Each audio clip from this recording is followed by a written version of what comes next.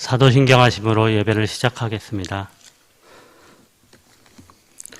전능하사 천지를 만드신 하나님 아버지를 내가 믿사오며 그 외아들 우리 주 예수 그리스도를 믿사오니 이는 성령으로 잉태하사 동정녀 마리아에게 나시고 본디오 빌라도에게 고난을 받으사 십자가에 못 박혀 죽으시고 장사한 지 사흘 만에 죽은 자 가운데서 다시 살아나시며 하늘에 오르사 전능하신 하나님 우편에 앉아 계시다가 저리로서 산 자와 죽은 자를 심판하러 오시리라.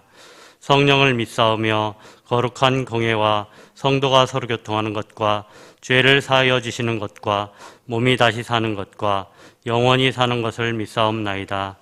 아멘. 찬송 507장 다 같이 부르시겠습니다.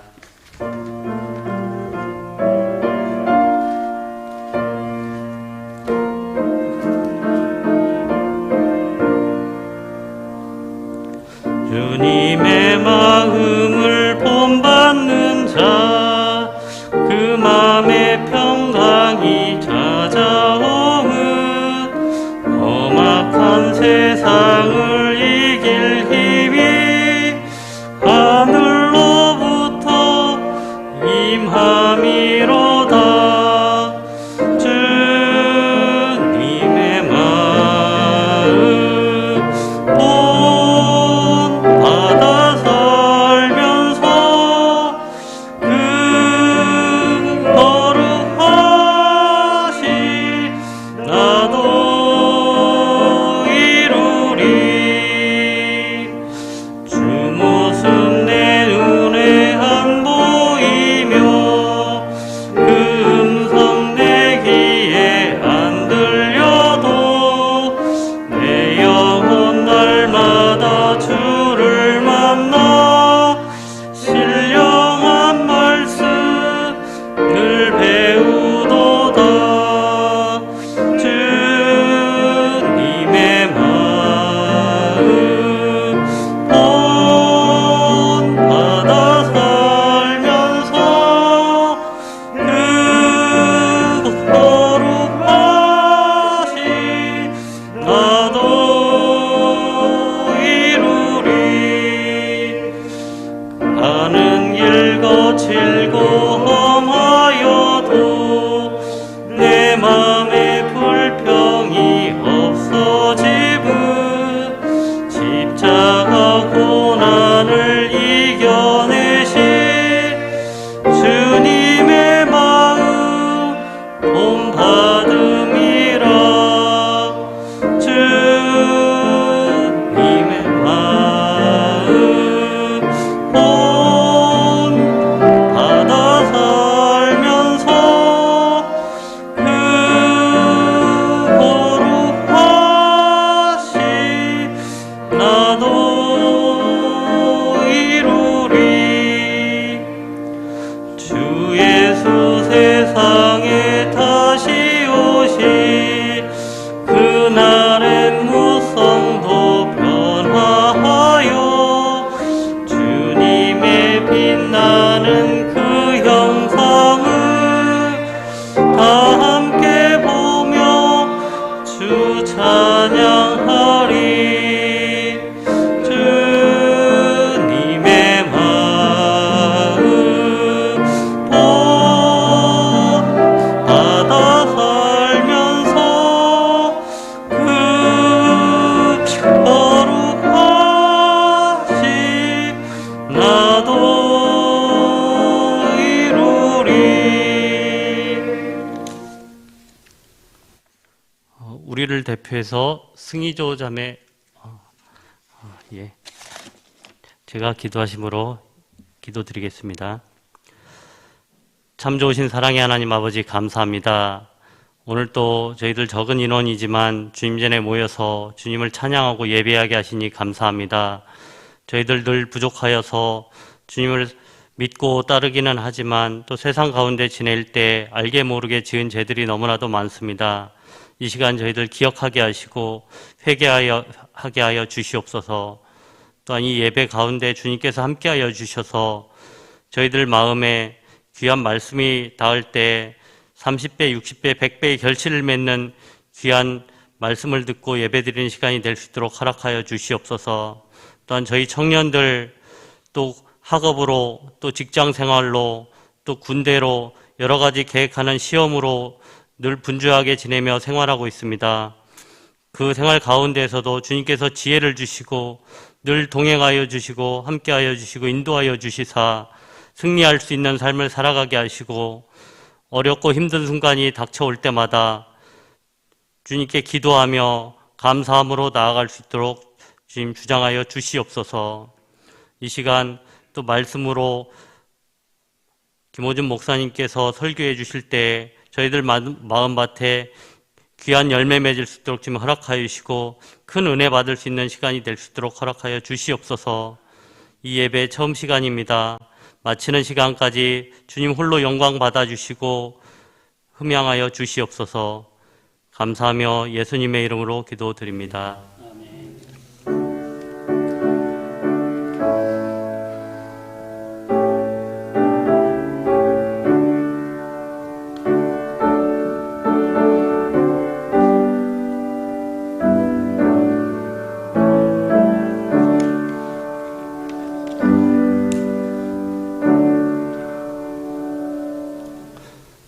오늘 우리에게 주실 하나님의 말씀은 로마서 12장 1절에서 2절까지입니다. 로마서 12장 1절에서 2절입니다. 그러므로 형제들아 내가 하나님의 모든 자비하심으로 너희를 권하노니 너희 몸을 하나님이 기뻐하시는 거룩한 산 제사로 드리라. 이는 너희의 드릴 영적 예배니라. 너희는 이 세대를 본받지 말고 오직 마음을 새롭게 함으로 변화를 받아 하나님의 선하시고 기뻐하시고 온전하신 뜻이 무엇인지 분별하도록 하라. 아멘. 김호준 목사님 나오셔서 마음을 새롭게 하는 삶이라는 제목으로 말씀 선포하실 때 큰 은혜 받으시길 바랍니다.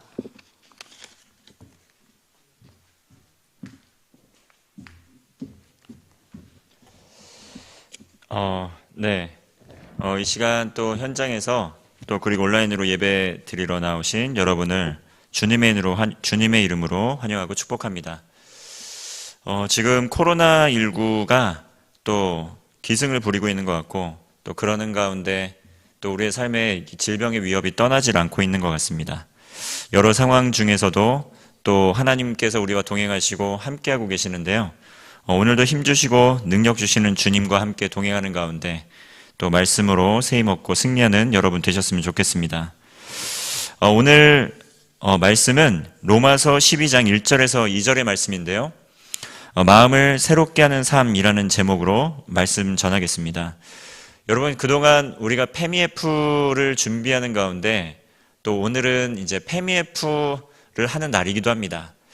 그런데 이 페미에프를 해야 되는 날에 또 여러 가지 질병의 또 위협들이 더 커지게 되는 것들을 바라보게 됩니다.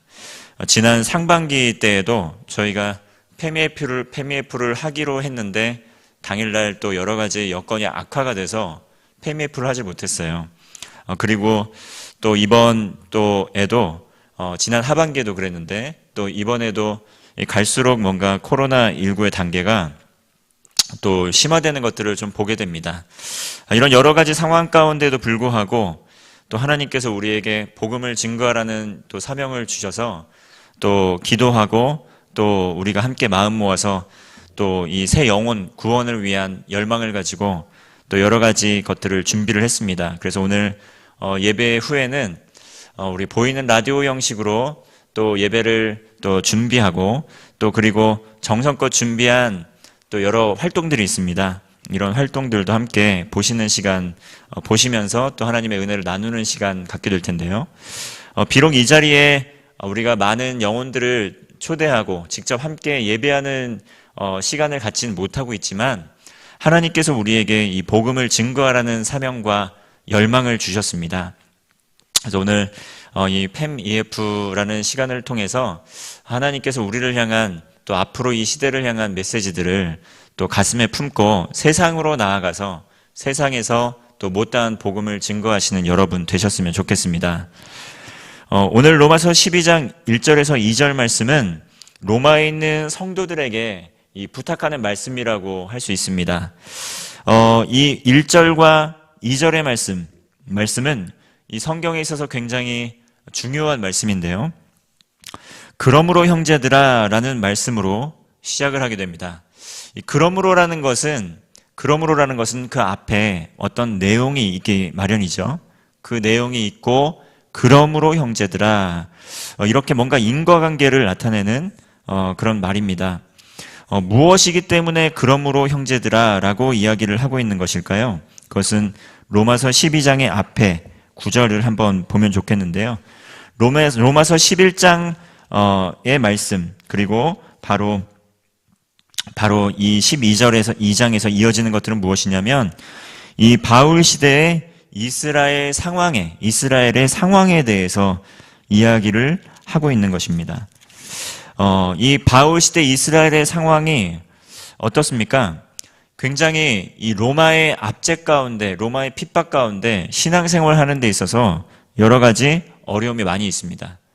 우리가 그냥 온전하게 잘한다 칭찬을 받으면서 신앙생활을 하면 신앙생활을 잘할 수 있는데 뭔가 신앙생활을 하는데 칭찬받지를 못하고 신앙생활을 하는데 오히려 비난을 당하기 일쑤고 신앙생활 하는 것 때문에 오히려 많은 수치를 당하는 일들이 계속 이루어지고 있다고 한다면 우리는 신앙생활을 하는 목적에 대해서 그 목적을 잃어버리게 되고 그 목적에 대해서 굉장히 회의감을 느끼는 것들이 많을 겁니다.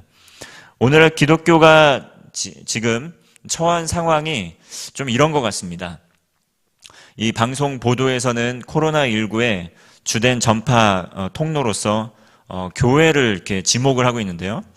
여러분 실제로 이렇게 리서치 기관에서 조사를 한번 해봤다고 합니다. 코로나19가 전파되는 데 있어서 교회가 얼마만큼의 부분을 차지하고 있는지 실질적으로는 11%였다고 합니다. 교회에 출석했던 사람들이 이 코로나19를 전파하는 데 있어서 기여한 기여도는 11%였다고 합니다. 그런데 사람들에게 물어보았다고 해요. 코로나19가 전파되는 데 있어서 교회가 차지하는 비율이 얼마라고 생각을 하십니까? 이렇게 질문을 했답니다. 그런데 사람들이 어떻게 대답을 했냐면 약 40%에서 50% 정도 되는 이 비율로 교회 때문에 이렇게 전파된 것 같습니다라고 이야기했다고 합니다. 그러면 이건 무슨 말이냐면 실제로 11% 정도가 이 코로나19 전파되는데 교회가 기여를 했다고 한다면 사람들의 인식은 40에서 50% 정도가 교회 때문에 코로나19가 전파됐다라고 생각을 하고 있다는 것이죠. 우리가 주변을 돌아볼 때 이러한 인식들 가운데 우리가 살아가고 있습니다. 이러한 상황 가운데 살아가고 있는 것이죠. 현실을 있는 그대로 반영한다고 하면 괜찮을 테지만 오히려 현실보다도 훨씬 더 3배, 4배 정도 되는 수준으로 교회에 대해서 비판적인 시각을 갖고 있는 사람들이 주변에 많이 있다라는 것을 우리는 기억해야 됩니다. 그러나 이 믿음의 사람들이 기억해야 될 것은 무엇입니까? 이 로마 시대 때에도 그리고 이 로마서에 처해 있는 이 복음이 처음으로 증거되는 초대교회 상황에서도 복음 전파의 과정은 녹록지 않았다라는 것을 기억을 해야 됩니다. 언제나 기독교는 메인 주류의 삶을 살지 않았고 비주류의 삶을 살았습니다. 기독교가 메인 종교로 떠오르게 된 것이 얼마 되지 않습니다. 기독교는 원래부터 그 시작부터 비주류였습니다. 그런데 기독교가 메인 주류가 되면서부터 오히려 기독교가 타락하고 부패하기 시작했습니다. 이 코로나19라는 상황을 통해서 하나님께서 우리에게 주시는 것은 무엇이냐면 바로 이제는 마음을 새롭게 해야 되는 때다라는 것을 우리에게 지혜와 지식을 주는 것 같습니다. 그동안 기독교가 주류이기 때문에 또 기독교에 가면 또 기독교라는 신앙을 가지고 예수님을 믿으면 무언가 잃는 것보다 얻을 것이 훨씬 많다고 생각하는, 보여지는 것에서 한해서는 잃는 것보다 얻는 것이 훨씬 많다고 생각했던 것 때문에 신앙생활을 한다고 한다면 이제는 그것이 본질이 아니라는 것을 알고 마음을 새롭게 해야 되는 때다라고 오늘 이 코로나19라는 상황을 통해서 우리에게 메시지를 주시는 것 같습니다. 그 바로 직전에 보시면 그 이유가 나옵니다. 11장 36절 만물이 주에게서 나오고 주로 말미암고 주에게로 돌아간다. 모든 것의 시작이 하나님에게로부터 시작이 되고요. 그리고 모든 것의 끝은 주께로 돌아가면서 끝난다는 것입니다. 하나님의 주권 가운데 모든 것이 이루어진다는 것이죠. 우리의 삶과 죽음도 모든 것이 다 주님 손에 있다는 것입니다. 나오는 것도 주님께로 나오고 또 돌아가는 것도 주님께로 돌아간다는 것, 만물의 근원이 되는 것이 바로 하나님이라는 것을 기억하라는 것입니다. 그러므로 우리의 생의 마지막에 가장 중요한 것이 무엇이겠습니까? 우리 이 땅을 살아가는 가운데 어떠한 성취를 했는지, 그 성취가 어떠한 영역이든지 하나님께서 보시는 것은 무엇입니까? 많은 열매를 맺었느냐, 많은 열매를 나누었느냐인데 그 열매는 무엇입니까? 바로 하나님의 뜻 가운데 하나님의 사람들에게 복음을 전하며 생명을 살리고 구원하는 그러한 삶을 살았는가? 그러는 가운데 서로 사랑하고 섬기는 가운데 하나님의 영광을 위하여 생애를 드렸는가? 그것을 물어보신다는 것이죠. 여러분, 지금 당면한 여러 가지 주제들이 많이 있습니다. 우리의 삶에 생애 과제들이 참 많이 있습니다. 그런데 인생을 살아가는 가운데 있어서 생애 주기에 따른 과제가 없는 시기는 없습니다. 청년의 아이들, 유아의 때에는 또 자라가는 가운데 또 여러 가지 지식을 습득하고 하는 것들이 있다고 한다면 아동기 때에도 과제가 있고 또 청소년기에도 과제가 있고 청년기에도 과제가 있습니다. 우리 청년기를 지나고 있는 여러분들, 이 청년의 때에 가장 중요한 것이 무엇입니까? 이제 우리가 그토록 원했던 입시의 과정은 통과했습니다. 입시를 했고 입시를 하지 않았던 하지 않았던 간에 이 과제들이 끝이 났죠. 그 다음에 순서는 뭡니까? 이제 준비해서 사회에 나가야 될 취업의 준비, 취업을 하는 것이 이제 다음 과제입니다. 그러면 취업을 한 사람들은 또 어떤 과제를 안고 살아갈까요? 이제 뭔가 직장 내에서 인정을 받거나 승진을 하거나 또 때로는 그 가운데 가정을 이루거나 또 그리고 자녀를 낳아서 또 그 자녀를 잘 양육하고 기르는 그런 과제들을 또 안고 살아갑니다. 그리고 또 자녀들이 또 성장하게 되면 그 자녀들이 분가할 수 있도록 또 부모로서 어떤 자산이나 여러 가지 것들을 또 준비해서 그 자녀들에게 또 전해줘야 되는 부분도 있고 그 자녀들이 또 믿음의 대를 세워 나아갈 수 있도록 여러 가지 이 과제들이 있는데요. 이 당면한 과제들을 이것을 충족시키는 삶을 살아가다 보면 진짜 중요한 걸 놓치고 맙니다. 제가 이야기한 걸 토대로 한번 생각을 해보시길 바랍니다. 삶을 살아가는 가운데 4가지 영역으로 나누는 분이 있었습니다. 그것은 무엇이냐면 아주 긴급하고 살아가는 데 있어서 긴급하고 중요한 것이 있습니다. 긴급하고 중요한 것. 긴급하고 중요한 것은 다 해야 되는 게 맞습니다. 그런데 긴급하지만 중요하지 않은 것도 있습니다. 그리고 긴급하지는 않지만 생애에 있어서 굉장히 중요한 게 있습니다. 그리고 마지막으로 긴급하지도 않고 중요하지도 않은 것이 있습니다. 여러분, 살아가는 데 있어서 우리가 의미 있는 인생을 살아가기 위해서 어떠한 것들에 집중하는 게 좋을까요? 긴급하지만 중요한 것을 그 과제들을 처리하고 그 다음에 긴급하진 않지만 중요한 과제들을 처리하는 것이 굉장히 중요합니다. 긴급하지만 중요하지 않은 것들을 계속하면서 살아가는 사람은 시간을 허비하게 됩니다. 그리고 긴급하지도 않고 중요하지도 않은 것을 하고 사는 사람은 정말 인생을 허비하는 사람이 되는 것입니다.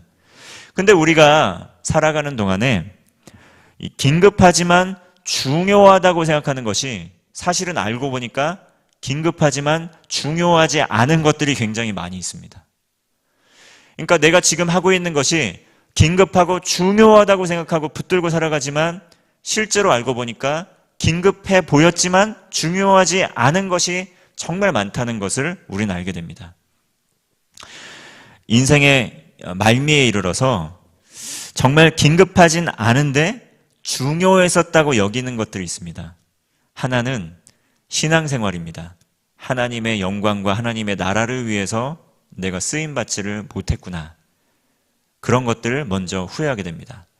자, 그리고 두 번째는 정말 내가 참으로 사랑하면서 사랑을 하고 용서를 하고 하나님의 사랑을 전하는 가운데 내 가정에서 사랑하고 내 이웃과 사랑하는 걸 하질 못했구나. 그저 그냥 원망과 불평과 원수 짓는 일들만 하고 살았구나. 이런 것들 인생의 말미에 있어서 말미에 이르러서 후회하게 됩니다. 이 성공을 위해서 달려가다 보면 정말 긴급하지 않은데 중요한 걸 놓치는 경우가 많이 있습니다. 일단 학생의 때에는 가족, 이 모든 영역 가운데 신앙생활과 가정, 그리고 이웃과의 관계, 이런 것들이 들어가게 됩니다. 학생으로서 공부할 때는 그저 취업이 우선인 줄 알고 그게 긴급하기 때문에 신앙을 멀리하게 됩니다. 그리고 가정 안에서 사랑을 누리고 또 가정 안에서 용서하고 화합하는 것들, 그것을 후순위로 밀게 됩니다. 그 다음에 취업한 이후에는 직장 생활이 너무 빡빡하고 힘들기 때문에 살아남기 위해서 당장에 또 눈앞에 있는 것들을 처리하며 나아가는데요. 그러면서 신앙생활을 역시 뒤로 합니다. 그리고 가족과의 관계도 소홀히 하게 됩니다. 성공하기 위해서죠. 살아남기 위해서입니다. 그리고 여차저차 하다가 인생의 과업인 결혼이라는 것 하게 됩니다. 가정을 이루게 됩니다. 그리고 자녀를 낳게 되죠. 근데 역시 자녀를 잘 기르기 위해서 돈이 필요하지 않습니까? 역시 신앙을 후순위로 밀어두게 됩니다. 그리고 가정도 뒤로 하게 됩니다. 그러면서 자녀들이 계속 자라나게 되는 것이죠.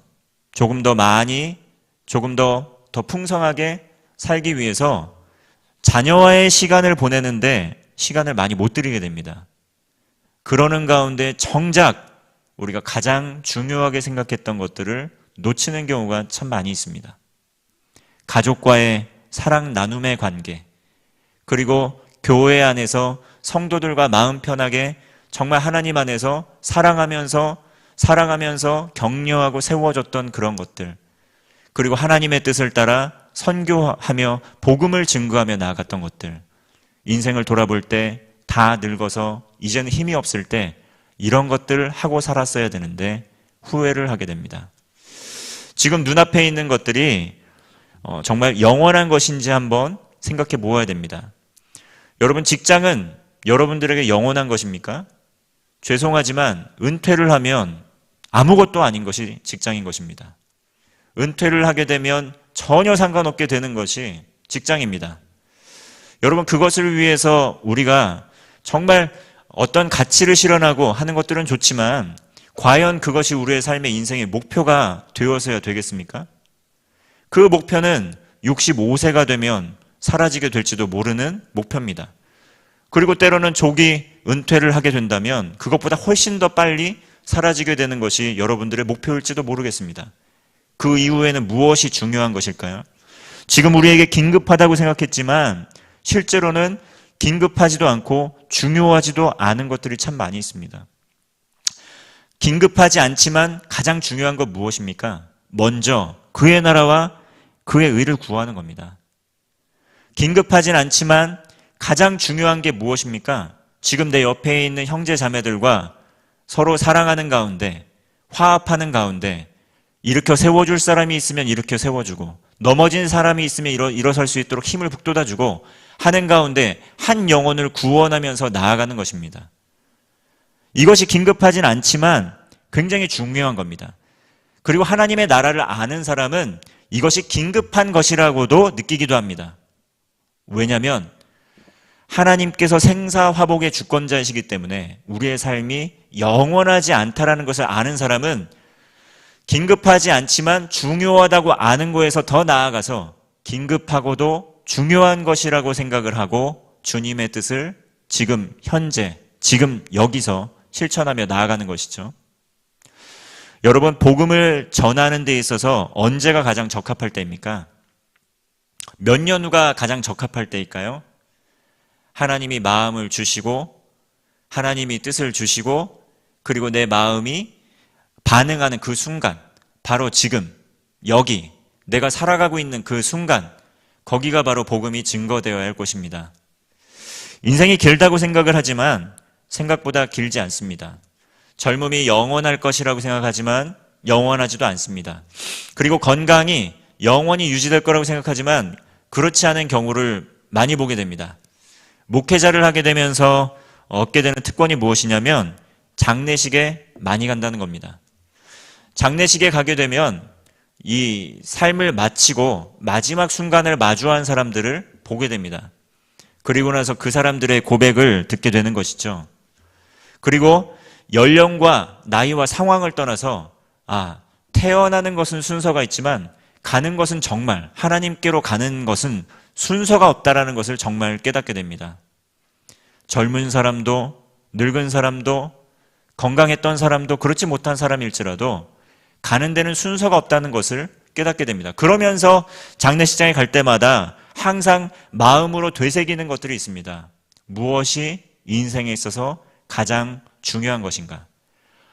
무엇이 인생에 있어서 가장 가치와 소망을 두고 살아가는 것인가? 다시 우선순위를 한번 생각해보는 기회를 갖는 것이죠. 먼저 그의 나라와 그의 의를 구하게 될 때 하나님께서 모든 것을 다 더하여 주신다는 믿음이 우리에게 있어야 됩니다. 이러한 영역에서 마음을 새롭게 하는 것이 우리는 필요합니다. 모든 것이 주께로 와서 주께로 돌아간다는 것, 하나님의 주권을 인정하는 삶. 그러므로 형제들아, 내가 하나님의 모든 자비하심, 은혜와 사랑이 풍성하신 그 하나님의 자비하심으로 권하노니 너희의 몸을, 너희의 삶을 하나님께서 기뻐하시는 거룩한 산 제사로 드리기를 원한다. 그리고 지금 긴급하고도 가장 중요한 일, 그리고 긴급해 보이지 않을지라도 가장 중요한 것에 너의 삶을 드리며 나아가기를 원한다. 무엇이냐면 하나님께 영광 돌리는 삶이죠. 하나님과 교제하는 삶입니다. 여러분, 성공을 위해서 열심히 달려나갔지만 그 성공 때문에 브레이크가 걸리게 되는 경우가 많이 있습니다. 그 성공 때문에 모든 삶의 방향을 잃고 스탑해야 되는 경우가 있습니다. 먼저는 마음의 건강을 잃고 스탑하는 분들이 있습니다. 그리고 가족을 돌보지 않고 나아가다 보니까 가족 관계가 깨어져서 그것 때문에 스탑하게 되는 분들도 계십니다. 그리고 자신의 몸을 돌보지 않고 혹사하다 보니까 건강을 잃게 돼서 스탑하는 분도 계십니다. 이때 다시 한번 생각해 보게 되는 것이죠. 무엇이 중요한 것이었나? 내 인생에 있어서 가장 가치 있는 것이 무엇이었나? 다시 한번 생각해 보게 되는 것입니다. 조금 덜, 다른 사람보다 덜 풍요롭더라도, 더 물질적으로 조금 더 누리지는 못하더라도 내 인생에 있어서 무엇이 가장 중요한 것인가? 삶의 우선순위에 대해서 생각해 볼 필요가 있습니다. 하버드에서 70년 동안에 인간의 행복, 어떻게 하면 인간이 행복한 인생을 살 수 있는가 리서치를 한 적이 있다고 합니다. 이 세대에 걸친 리서치였는데요. 그중에 가장 핵심되는 가치가 무엇이었냐면 관계였습니다. 인간은 관계를 통해서 행복을 누린다는 것이죠. 인간은 관계를 통해서 행복을 누립니다. 우리가 지적으로 뛰어나서 공부를 잘한다고 해서 행복하지 않습니다. 그리고 우리가 모든 것을 잘 준비해서 자격증 잘 갖추고 취업을 잘 해서 아주 남 부럽지 않은 정말 직장에 들어간다고 해서 그게 행복한 것은 아닙니다. 뭔가 만족스럽고 뿌듯한 충만한 마음은 있겠지만 정말 다 갖추고도 관계가 깨어질 때 지옥을 경험하게 됩니다. 내가 그토록 원했던 그곳에서 관계가 깨어지고 그 관계가 회복이 되지 않고 관계 때문에 힘겨울 때 모든 걸 다 내려놓고 싶은 마음을 갖게 되는 것이죠. 왜냐하면 관계에 우리의 행복이 놓여있기 때문입니다. 그런데 그 관계는 어디서부터 비롯되는 것입니까?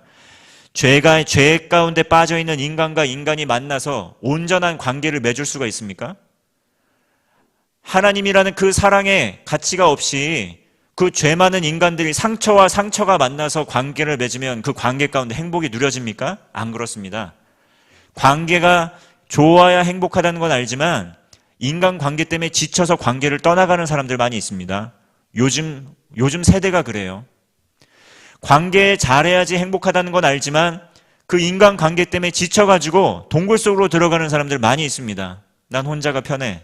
사람들 만나고 싶지 않아. 사람들 만나봤자 스트레스만 더 쌓여. 이런 사람들 많이 있습니다. 왜 그렇습니까? 하나님의 사랑이 있지 않으니까, 하나님의 마음이, 하나님의 눈길이 그 관계 가운데 있지 않으니까 상처를 계속 주고받는 겁니다. 아니, 목사님, 교회에 가도 다르지 않은데요? 우리 공동체에서도 서로 상처 주고받는데 그럼 이건 뭡니까? 우리가 하나님 앞에 마음을 새롭게 하고 변화를 받는 삶을 산다고 한다면 공동체가 하나님의 나라로 변화되게 되어 있습니다. 공동체라고 해서, 교회라고 해서, 하나님의 사람들이라고 해서 그 마음의 상처가 전부 다 치유가 되고 그 마음에 아무런 거리낌이 없는 것이 아닙니다. 우리는 성화의 과정 가운데 있다는 것이죠. 믿음의 여정 가운데 있다라는 것입니다. 그러므로 오늘 이 교회 공동체에서 우리는 우리의 몸을 하나님이 기뻐하시는 거룩한 산 제사로 드리며 예배를 드리는 것이고, 그리고 이 예배의 마음을 가지고 삶의 현장으로 나아가서 예배자로 살아가는 것입니다. 2절 말씀에서 이야기합니다. 이 세대를 본받지 말아라. 마음을 새롭게 함으로 변화를 받아라. 오늘날 이 세대는 뭡니까? 기독교를 멸시합니다. 오늘날 이 세대는 예수 그리스도의 복음의 능력을 평가절하합니다. 은혜를 망각한 행동입니다. 은혜를 기억지 않는 것입니다.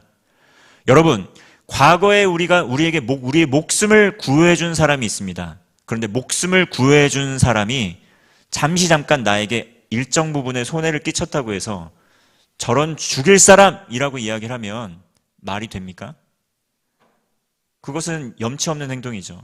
내 목숨을 구해준 사람인데 약간의 손실을 줬다고 해서 그것 때문에 욕을 한다고 한다면 그건 염치가 없는 사람입니다. 생명의 은인인데요. 내 전부를 구해준 분인데요. 여러분, 한국이 오늘날 이렇게까지 변화되게 된 데에는 기독교의 영향력이 거의 전부라고 해도 과언이 아닙니다. 하나님의 사랑이 이 땅 가운데 뿌리를 깊게 내리게 되고 복음의 능력으로 우리나라가 오늘날 여기까지 이르게 됐습니다. 이것을 만약에 모르고 부인한다고 하면 여러분은 몰라도 정말 모르고 있는 상황 가운데 있다라는 것이죠. 학교, 병원, 여러 가지 복지, 교육시설 다 어디서부터 시작됐습니까? 기독교에서 시작이 됐습니다. 기독교에서 시작이 돼서 주님의 사랑을 품고 온 사람들로부터 비롯돼서 그 선교사님들의 사랑으로 비롯돼서 그 복음의 능력 때문에 우리나라가 이렇게 된 겁니다.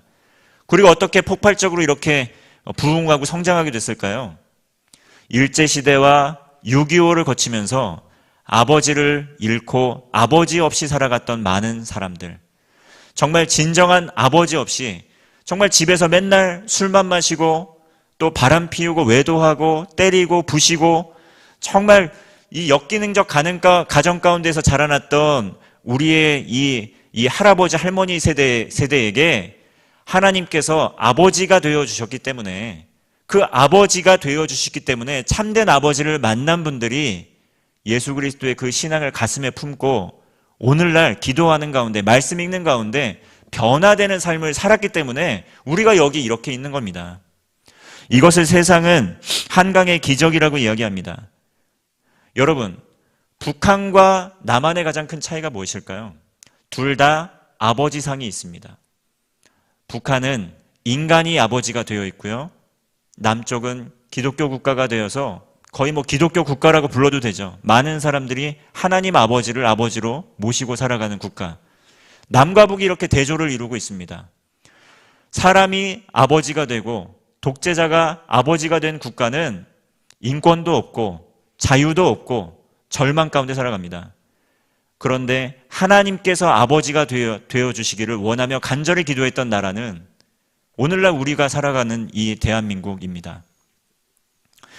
여러분, 복음이 전부입니다. 하나님의 마음을 품고 날마다 마음을 새롭게 하며 나아가는 것이 굉장히 중요합니다. 그것이 이 세대를 본받지 않고 살아갈 수 있는 유일한 비결입니다. 날마다 하나님의 말씀으로 우리의 삶의 내비게이션을 조정하지 않으면 날마다 우리는 세상을 본받는 삶을 살 수밖에 없습니다. 교회를 나아가면서도 이 예수님을 믿는 신앙을 가지고 살아가면서도 내가 왜 예배드리고 내가 왜 하나님의 영광을 위해 살아가야 되는지 알지도 못한 채 살아가고 있다고 한다면 방향을 잃은 신앙생활과 같습니다. 그러나 하나님께서 우리의 날마다 주시는 이 말씀을 통해서 정말 이 세대를 본받지 말고 날마다 너희에게 주시는 영의 양식을 통해서 새 힘을 얻고 새 힘을 공급받고 살아간다고 한다면 우리는 가장 중요한 것에 가치를 두고 사는 삶이며 인생의 마지막 순간에 후회 없이 살았노라고 고백하는 그러한 인생을 살아가게 될 것입니다. 지금은 당장에 긴급하고 중요하지 않은 것들을 하면서 살아가는 건 많이 있습니다. 공허하시죠? 무료하시죠? 무엇하면서 살아갑니까? 어떻게 시간을 보내고 계십니까? 긴급하지도 않고 중요하지도 않은 것들에 삶을 들이면서 시간을 허비하는 분들 많이 있습니다. 쓸데없이 정말 아무 필요 없이 아무런 의미 없이 시간 죽이기를 통해서 미디어를 통해 내 정서를 위로하려고 하고 그리고 또 음란물이나 또 여러 가지 또 도박이나 뭐 이런 것들을 통해서 정말 재미와 흥미를 찾으면서 살아가는 그러한 삶, 긴급하지도 않고 중요하지도 않은 것에 내 인생을 바꾸는 삶, 이 삶에서 벗어나야 됩니다. 오늘날 사람들이 살아가는 이 삶에서 벗어나야 된다는 것이죠. 마음을 새롭게 하는 삶, 그것은 가장 중요한 것에 가치를 두고 그 중요한 것을 바라보며 살아가는 삶입니다. 너희는 먼저 그의 나라와 그의 의를 구하는 것, 이것이 바로 하나님의 선하시고 기뻐하시고 온전한 뜻이 무엇인지 분별하며 살아가는 사람들이 가지고 살아가야 할 가치관입니다. 너희는 먼저 그의 나라와 그의 의를 구하라. 그러면 지금 여러분들이 걱정하는 모든 것들이 60, 70, 80, 90 정말 하나님 뵙는 그날에 내가 그러한 것들 먼저 그의 나라와 그의 의를 구했는데 하나님께서 모든 것을 부족함 없이 다 채워주셨구나 라고 고백하는 그런 하나님 나라의 백성들이 다 되실 줄로 믿습니다. 기도하겠습니다. 하나님 아버지, 마음을 새롭게 하는 삶을 살아갈 수 있도록 인도하여 주시옵소서.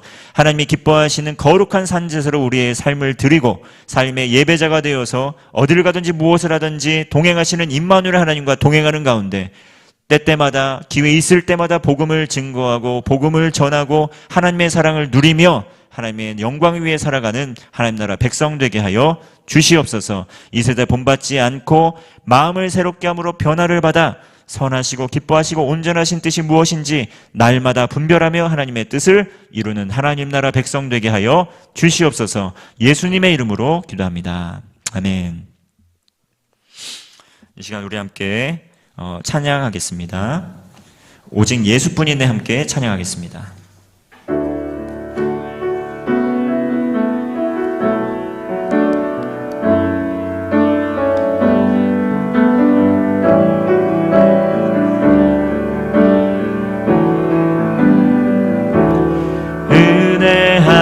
아니면 살아갈 수가 없네.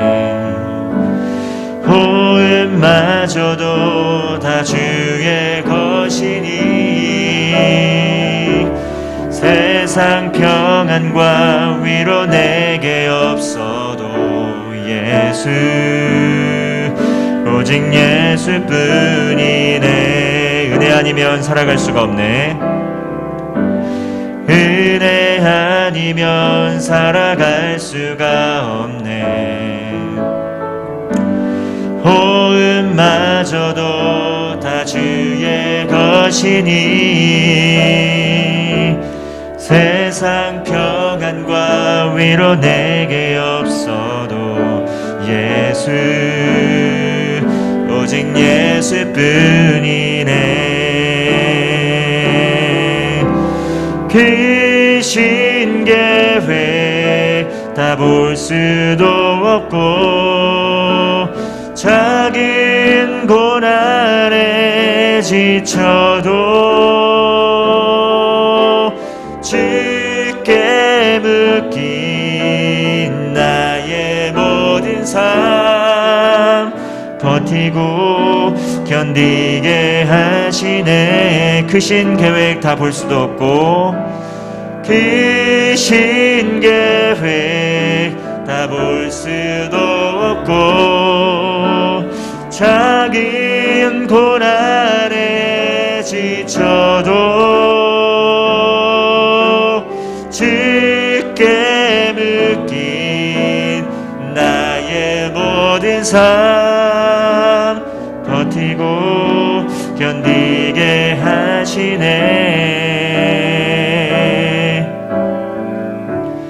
은혜 아니면 살아갈 수가 없네. 호흡마저도 다 주의 것이니 참된 평안과 위로 내게 주신 주 예수 오직 예수뿐이네. 이 시간 준비하신 주일원금 드리시겠습니다.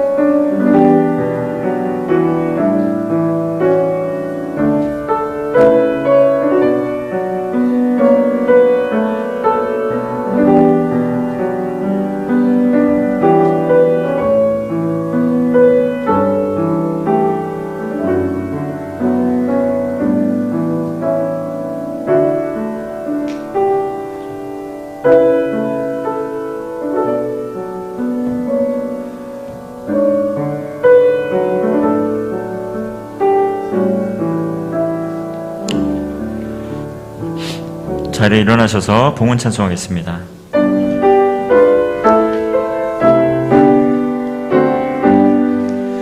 나의 생명 드리니 주여 받아주셔서 세상 살아갈 동안 찬송하게 앞서서 아멘. 하나님 아버지, 우리를 구원하여 주시고 자녀 삼아 주심에 감사를 드립니다. 감사의 마음 모아 구별을 하나님께 예물 드립니다. 11정금과 감사원금과 새성전 건축을 위한 열망을 갖고 구별하여 드리는 우리의 예물을 기쁘게 받아 주옵소서. 드리는 손길마다 하늘의 신령한 은혜와 복으로 충만케 하시고 어디를 가든지 승리케 하시리는 임마누엘 하나님의 축복이 넘치는 인생 될 수 있도록 인도하여 주시옵소서. 왕의 왕 하나님을 경배합니다. 예수님의 이름으로 기도합니다. 아멘. 자리에 앉아주시기 바랍니다. 네, 좌우로 인사하겠습니다. 만나서 반갑습니다. 인사하시겠습니다. 네. 오늘은 예고드린 것과 같이 오늘 PAMEF 이후에 예배 후에 순서가 준비되어 있습니다. 이제 예배 후에 또 2부 순서로 준비되는 PAMEF 또 여러 가지 보이는 라디오를 통해서 큰 은혜 나눔의 시간이 되었으면 좋겠고요. 또 CCD도 아름다운 자매님들이 정말 정성껏 준비한 CCD도 있는데 굉장히 이렇게 청년부의 위상이 올라가는 듯한 영상이어가지고 너무 뿌듯했습니다. 네, 예배 후에 있다라는 거 기억하시고 함께 동참해 주시면 참여해 주시면 좋겠습니다. 예, 자세한 광고는 나누어드린 주보를 참조해 주시고요.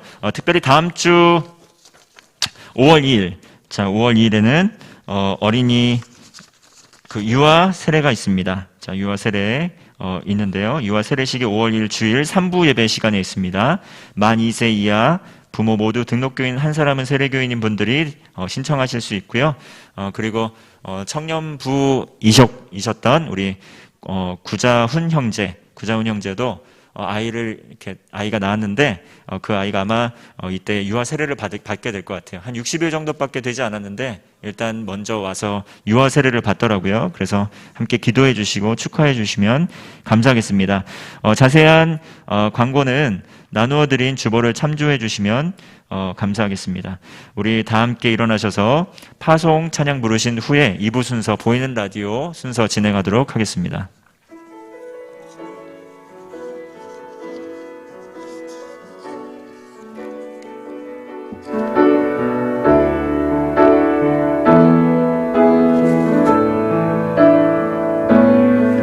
주께 가까이 날 이끄소서 간절히 주님만을 원합니다. 채워주소서 주의 사랑을 진정한 찬양 드릴 수 있도록 목마른 나의 영혼 주를 부르니 나의 맘 만져 주소서. 주님만을 원합니다. 더 원합니다. 나의 맘 만져 주소서. 지금은 우리 주 예수 그리스도의 은혜와 하나님의 사랑과 성령의 교통하심이 이 자리에 머리 숙여 마음을 새롭게 함으로 변화를 받아 세상으로 나아가는 개봉교회 형제 자매들 머리 위에 흩어져 있는 개봉의 가족들 위에 이제로부터 영원토록 함께 하시기를 간절히 축원하옵나이다. 아멘.